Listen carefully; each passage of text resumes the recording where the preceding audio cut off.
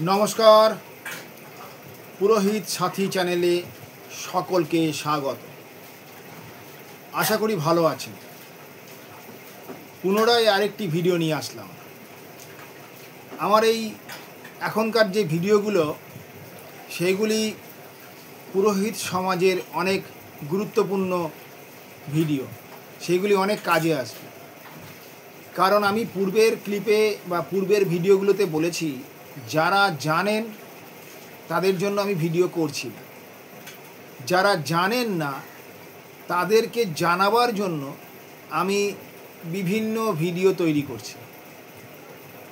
অর্থাৎ এক কথায় বলা যেতে পারে নবাগত পুরোহিতদের জন্য। তো এমনিতে সাধারণভাবে তো শেখাবার ব্যবস্থা নেই, কোনো টোল নেই। পুরোহিতদের যে একটু শিক্ষা লাভ করবে বিভিন্ন টোলে গিয়ে, সে ব্যবস্থাটা তো বন্ধ হয়ে গেছে দীর্ঘদিন। আর মানুষ এত ব্যস্ততম হয়ে পড়েছে যে কিছু পুরোহিতদেরকে নিয়ে যে ক্লাস করে শেখাবেন সেটিও সময়ে করে উঠছে না, পেরে উঠছেন না। তাই একমাত্র রাস্তা হচ্ছে আমাদের এই সোশ্যাল মিডিয়া। এই সোশ্যাল মিডিয়ার মাধ্যমে যতটা পারবো চেষ্টা করব পুরোহিতদের পাশে থাকার, তাদের বিভিন্ন দরকারি উপকারী তথ্য তাদেরকে যোগান দেওয়ার। আমি দেবব্রত চৌধুরী পুরোহিত সাথী চ্যানেলটি তৈরি করেছিলাম ওই জন্যই। আগামী দিনেও এটি থাকবে এবং বিভিন্ন তথ্য আপনারা পাবেন। আজকে যে তথ্য নিয়ে আমি আলোচনা করব সেটি প্রায়শই লোকের মুখে মুখে ঘোরে, যে ফল ছাড়া, মানে যে গাছে ফল হয়নি সেই গাছের পাতা কোনো কাজে লাগবে না, পুজোতে দেওয়া যাবে না। এটা বাড়ির মহিলারাও বলেন, মা, ঠাকুমা, দিদিমা এনারা বলেন, বা বয়স্ক ব্যক্তিরাও বলেন। তার জন্য ব্রাহ্মণের ব্যাপার নেই, ব্রাহ্মণ হোক, ব্রাহ্মণ না হলে অব্রাহ্মণও হলেও তারাও বলেন। কিন্তু এর পিছনে কোনো শাস্ত্রীয় বিধান আছে কি না, নাকি এটি শুধুমাত্র লোকের মুখে মুখে প্রচার হওয়ার একটি কথা, সেই বিষয় নিয়ে আজকে আলোচনা করব। মূলত বিল্বপত্রের ক্ষেত্রে এটি বলা হয়েছে, কিন্তু অন্যান্য ক্ষেত্রেও এটি প্রযোজ্য।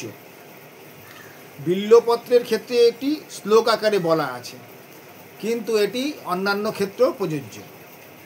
সেটি হচ্ছে, যে বৃক্ষে ফল হয়নি সেই বৃক্ষের পত্র, বিল্বপত্র হোক বা এই যে ঘট স্থাপন করতে গিয়ে আমরা আম্রপল্লব দিয়ে থাকি সেটি হোক, কোনোটিই কিন্তু দেওয়া যাবে না।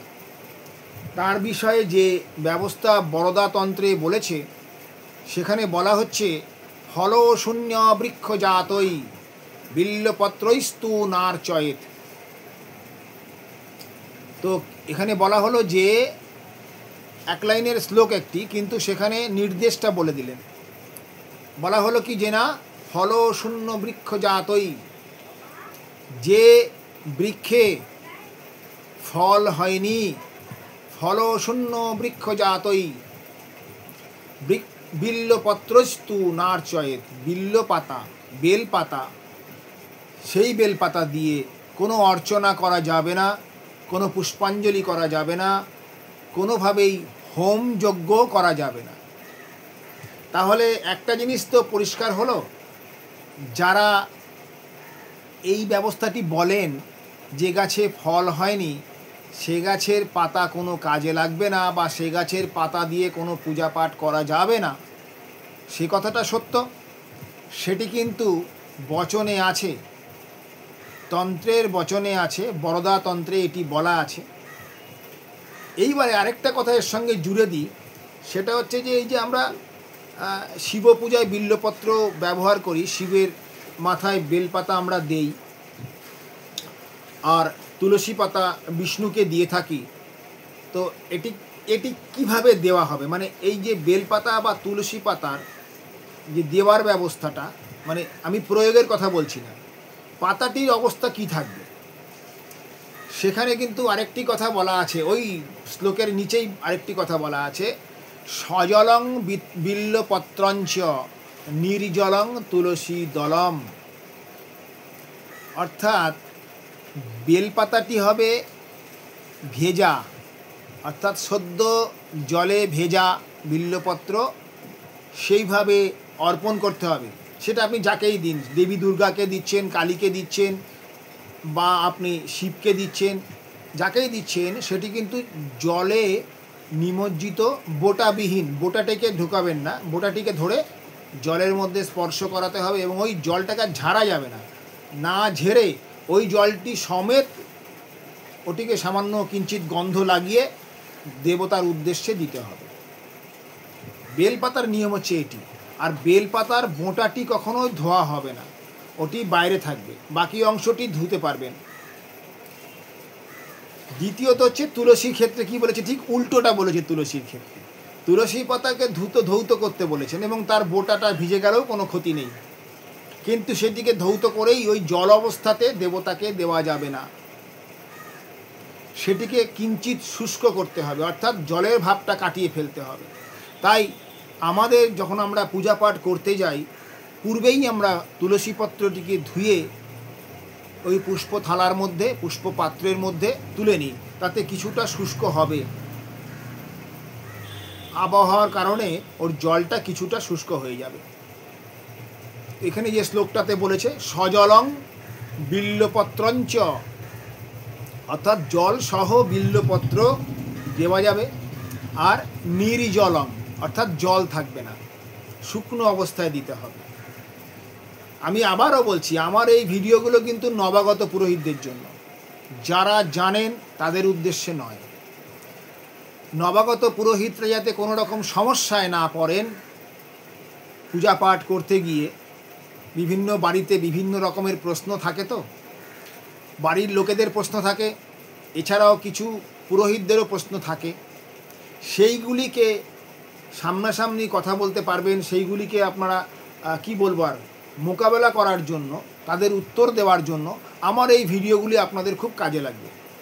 কারণ আমি কিন্তু প্রথম থেকে বলে আসছি, আমি একটাও নিজের বক্তব্য বলছি না। এই যাবৎকাল যতগুলো ভিডিও আমি করেছি, কোনো ভিডিওতে আমার ব্যক্তিগত মতামত নেই। যাহা শাস্ত্রে আছে সেটা পুরাণে থাকতে পারে, সেটা সংহিতায় থাকতে পারে, স্মৃতিশাস্ত্রে থাকতে পারে, সেটা বেদে থাকতে পারে, সেটা তন্ত্রে থাকতে পারে, থাকবেই। সেইখান থেকে তুলে তুলে আমি বলে দিচ্ছি আপনাদেরকে, যাতে বিতর্কটা বেশি দূর না যায়।